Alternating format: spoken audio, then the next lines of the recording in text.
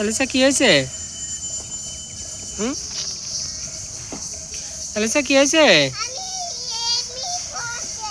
কি করছো তুমি? এলিসা,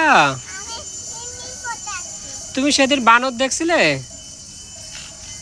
বানর, ওই চিড়িয়াখানায় যে বানর দেখছিলে, ভয় করছিল?